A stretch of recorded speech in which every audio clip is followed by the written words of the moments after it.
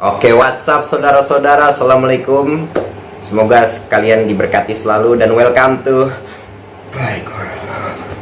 telat. Maaf, bajunya nggak baju ketek. Oke, hari ini gue bakal membahas tentang penindasan kaum muslim di suatu negara. Nama daerahnya Xinjiang, atau nama lengkapnya Daerah Otonomi Uighur Xinjiang, adalah sebuah daerah otonomi di Republik Rakyat Tiongkok. Xinjiang dengan daerah otonomi Tibet di sebelah perbatasan selatan di provinsi Qinghai serta Gansu di Tenggara. Wilayah ini juga berbatasan dengan Mongolia di sebelah timur, Rusia di utara, serta Kazakhstan dan Kyrgyzstan, Tajikistan, Afghanistan, dan Kashmir di barat. Provinsi dengan mayoritas suku Uighur ini terletak di ujung barat Cina dan merupakan wilayah terbesar di negara itu. Maaf ya. Sebagai daerah otonom, setidaknya secara teori Xinjiang memiliki semacam pemerintahan sendiri yang agak jauh di kendali Beijing. Muslim Uighur mencakup setengah dari sekitar 26 juta penduduk di wilayah ini.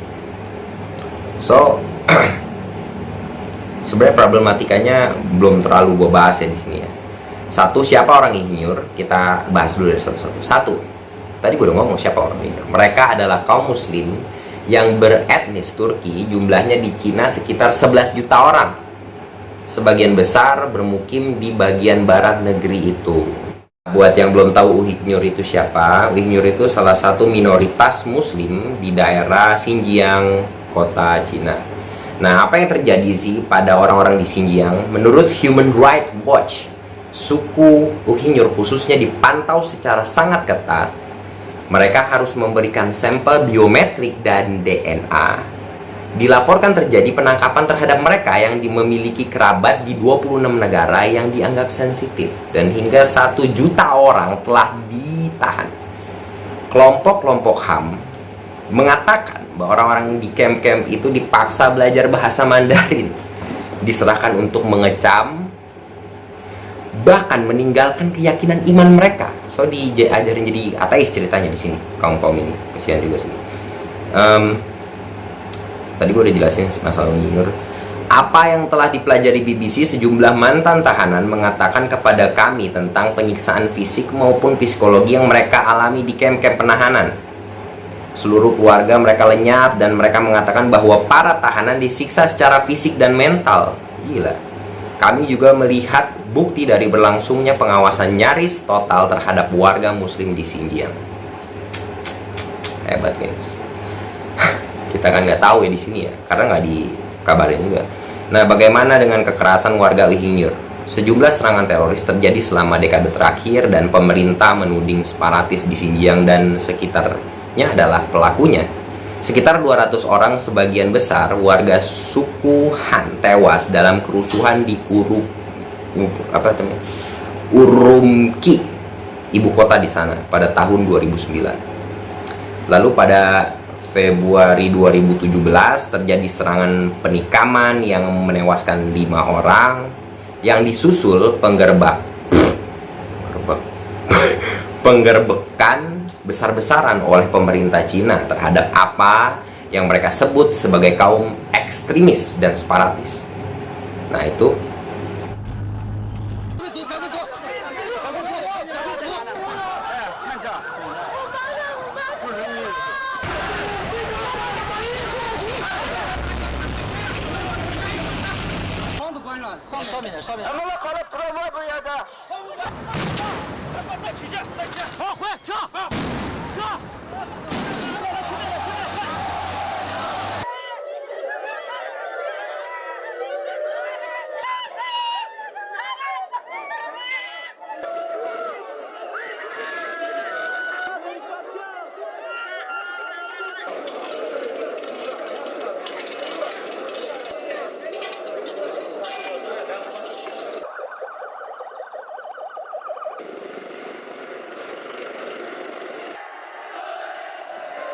ya, sebenarnya semua ini gue ambil dari berita sesuai dengan kesaksian warga Uighur di sana.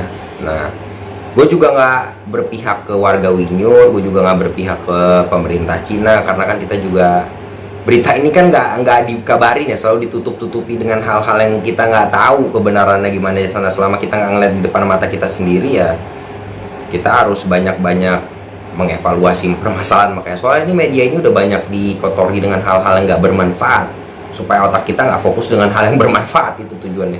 So dari pihak pemerintah Cina mengeklaim juga jumlah masjid di daerah Xinjiang dihuni oleh Muslim Uyghur tuh lebih banyak daripada di Amerika Serikat katanya. Pernyataan dari juru bicara Kementerian Luar Negeri Cina, Zhao Lijian, tersebut dilontarkan sebagai tanggapan atas pernyataan Duta Besar AS untuk Organisasi Kebebasan Beragama di Dunia atau IRF, Sam Brownback, yang menuduh Cina melakukan berbagai penindasan terhadap umat beragama termasuk Muslim.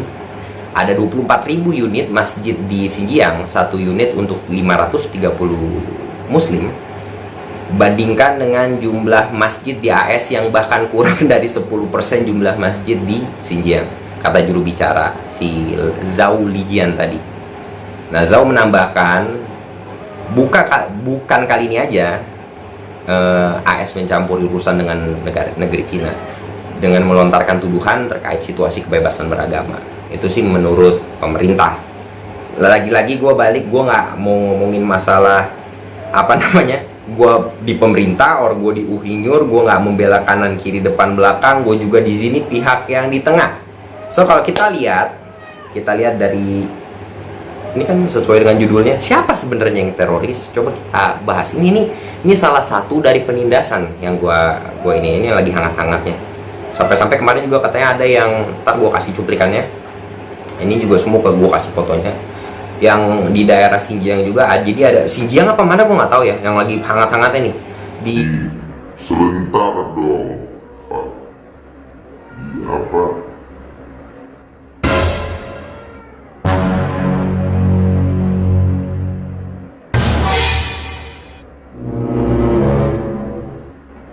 Jadi ada rumor di Xinjiang itu ada restoran yang memakai ayat syahadat di kakinya, di lantai. Nanti gue kasih videonya.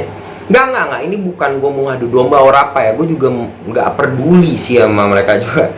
Tapi ya kita harus berpikir juga. Bukan berarti nggak peduli, bukan berarti nggak berpikir, bukan berarti nggak peduli, bukan berarti nggak mempersiapkan diri, bukan berarti nggak peduli, bukan berarti nggak beriman, gitu. Jadi kita ya fokusnya mempersiapkan diri. Allah tuh ada, Tuhan tuh ada, dan Tuhan nggak mungkin diem, dan juga Tuhan nggak mungkin mengenyek satu sama lain lah, ya nggak sih? Ya taruhlah Tuhan kita semua ada, taruh, gak ngomong gua doang, Tuhan kita semua ada, nggak mungkin dong Tuhan ngeledek satu sama lain. Taruh dewa Zeus, dewa Cheng, masa ceng-cengan nggak mungkin, berarti mereka bersatu. Ini gue bilang kalau Tuhan semua ada ya.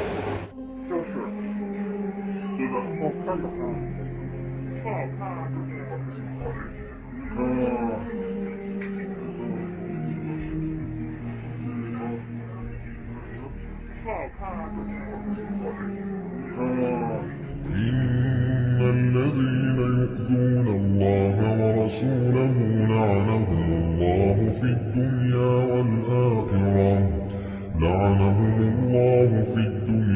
والآخرة وأعد لهم عذابا مهينا. Oke, rangkumannya adalah yang pertama, kita ini semua korban. Karena dari kecil gue udah didoktrin di mana Afghanistan dan Taliban sebagai teroris. Jadi orang yang bersorban, orang yang berbewok kayak gue dikata teroris. Dari film James Bond sampai film Iron Man sampai film apa, jadi brainwashing. Itu yang pertama. Kita ini semua korban. Korban apa? Media yang diciptakan oleh pihak tidak bertanggung jawab. Bukan, gue nggak menyebut salah satu pihak, oleh pihak yang tidak bertanggung jawab, ingin merusak kedamaian dan ketentraman umat beragama. Kita tidak tahu apa tujuannya, yang jelas ya cari duit yang pastinya. Tapi dicicip-cicipin dengan Afghanistan tuh jahat. Coba lo perhatiin dari semua film deh, film action, mau pembunuh bayaran nih, gue nih, I love American people and I am a American people, yeah man, ide gitu. Nah itu Jepang. So gue bukan ngadu domba ya, gue cuma ngasih akal sehat lo bahwa we are a victim. Kita ini korban semua. Kita semua korban. Dari mulai film, media, semua pokoknya digambarin sebagai Umat Islam tuh jahat, teroris, kejam, anarkisme, terus ekstremisme. Itu yang pertama. So kita yang kedua. Oke, yang kedua, semua memang udah dibuild dari sistem orang yang gak bertanggung jawab. Gue gak ngomong salah satu agama ataupun salah satu negara, tapi kalian pasti punya mata dan pasti udah tahu juga Al-Qaeda itu ciptaan dari sebuah kelompok yang tidak bertanggung jawab. Begitupun juga ISIS. ISIS, Al-Qaeda itu ciptaan mereka yang tidak bertanggung jawab, ya, untuk merusak mindset kita bahwa agama kita ekstremisme, bla bla bla. Tapi ada sih orang yang memang ekstremisme tuh ada. Cuman ya yang kaum kita yang benar gak begitu, rahmatan lil alamin. Tapi bukan berarti juga rahmatan lil alamin ngubah hukum Tuhan ya kan. Ada yang ngomong kagak sholat kagak ngapa, itu nggak gitu juga. Kadang orang tuh rahmatan lil alaminnya dipakai untuk hal yang berlebihan. Maksud gue rahmatan lil alamin, kita tidak boleh menyerang. Kalau kita diserang baru boleh kita serang balik, tapi kalau kita nggak diserang nggak boleh.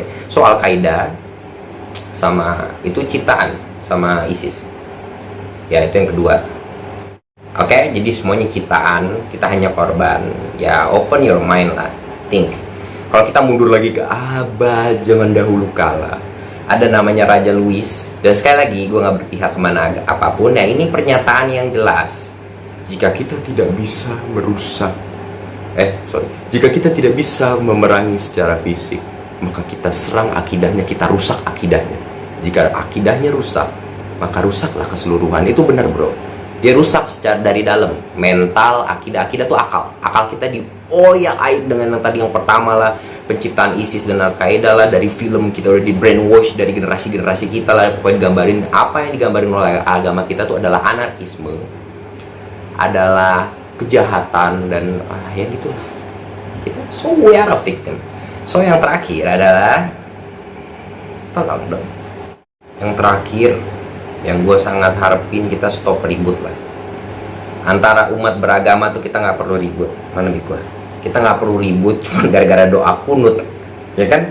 Doa kunut, sama ada yang nggak doa kunut, ada yang Fatihahnya panjang, ada yang nggak panjang. Pokoknya hal-hal yang syariat. Jadi di ilmu agama tuh ada syariat, ada tarekat. Gue masih amatir ya, gue baru belajar seri, sok banget ya. Habis tarekat tuh kita ke hakikat, dari hakikat tuh kita ke makrifat. Jadi jangan berantem di daerah syariat. Kalau syariat tuh terserah orang mau sujud gimana. Misalnya dia sujudnya sukanya dagunya di atas, ya terserah. Menurut Rasulullah hidungnya ini mungkin aja hidungnya dia sakit atau habis operasi plastik, kita ngertiin aja. Nah kalau yang nggak mau doa kunut, mungkin dia kerjanya 5:30 kayak gue dulu di Gold Gym, ya kan, harus bangun lebih pagi, yang ngertiin aja nggak pakai doa kunut. Doa kunut kan agak panjang gitu.